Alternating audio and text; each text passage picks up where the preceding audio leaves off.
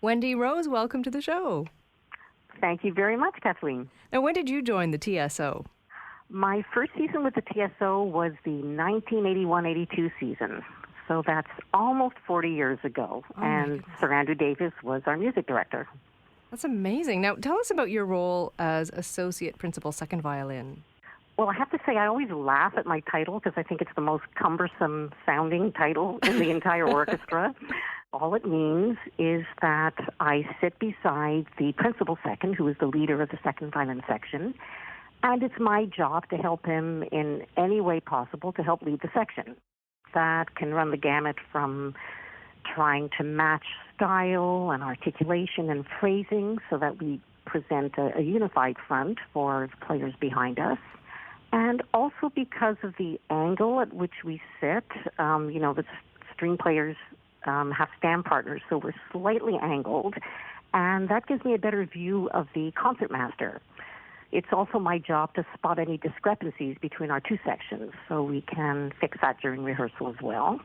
And, of course, I lead the section when the principal second is absent. And I guess the job also entails the occasional solo, just because we're front desk players. Right. So that's a fair amount of responsibility there. Now, tell us about your career path. What led you to the TSO? I was born and raised in Montreal, and I was very fortunate in that the province of Quebec then, I'm not sure about now, had entirely free tuition for anybody enrolled in the Conservatoire program. And upon graduation from high school, I went straight to Juilliard because I had spent my teenage years at the Meadowmount School of Music, which was run by the great pedagogue Ivan Galamian. So it was an easy transition to Juilliard. During those years at Juilliard that I decided to switch courses over the summer and try out the National Youth Orchestra in Canada.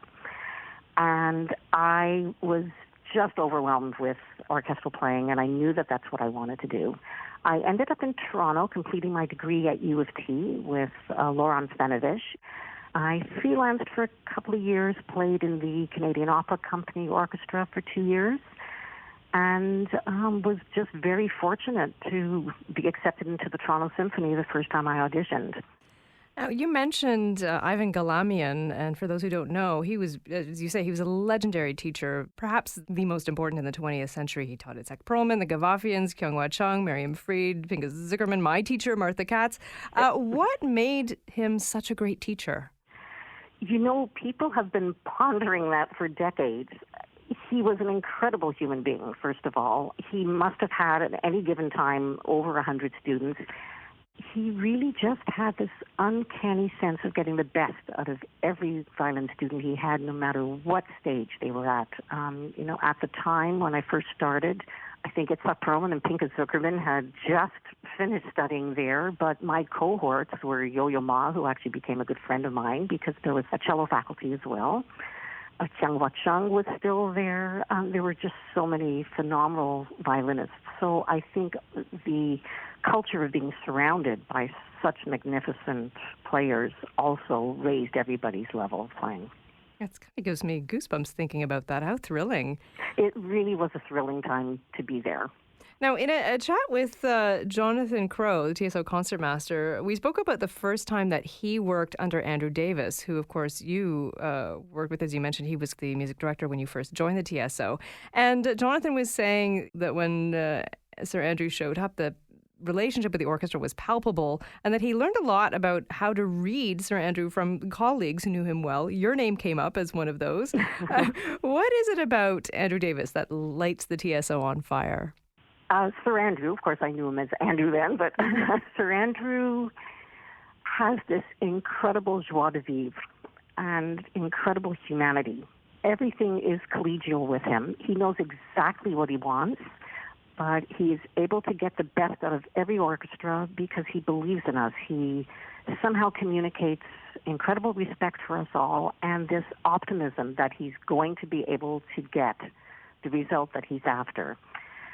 So there's a very, very positive atmosphere on stage at all times. He's also incredibly witty, as I'm sure most people know by now.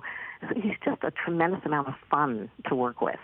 He will keep rehearsing until he gets what he wants, and sometimes you can sense his frustration, but always there is the humor behind it. So at his most frustrated, he's very apt to come out with an expression we all know. I'm sure musicians all over the world who've worked with him have heard him say when he's very frustrated, "I might as well save my breath to cool my porridge." And that's a perfect example of how he can lighten even the most serious moments, so that there's just this constant joy in making music with him. I have to ask you, because you are in the second violin section and you have been for almost 40 years. Do you ever wish that you could shift to the right a couple of seats and play some of those first violin parts? Oh, very occasionally when they have these glorious melodies and, we might be just doing repeated eighth notes in the second violin section, I do get a little envious. Well, you're a violist, right? So you also know the particular joy of playing inner voices and bringing the orchestra together, sort of being the sandwich, the meat inside the sandwich. And I really enjoy that as well. But sure, there's always a little bit of first violin envy. Okay, thank you for being honest. Now, I believe that every chair in the orchestra has a particular art that the audience and maybe even your colleagues aren't aware of. What is the secret art of associate principal second violin? We're very much in an assisting role. It takes a certain kind of personality, perhaps a helper's personality and a diplomatic personality, because when you look at it, the second violin section is constantly responding to the first violin section as well as the other string groups, but in particular the first violin section. And the associate is responding to the principal player. You really have to be very, very much aware of what's going on around you and be very willing and able to adapt quickly. That may speak to some of my strengths and why I've enjoyed the position all these years. That's an excellent answer. Thank you so much, Wendy. You're very welcome.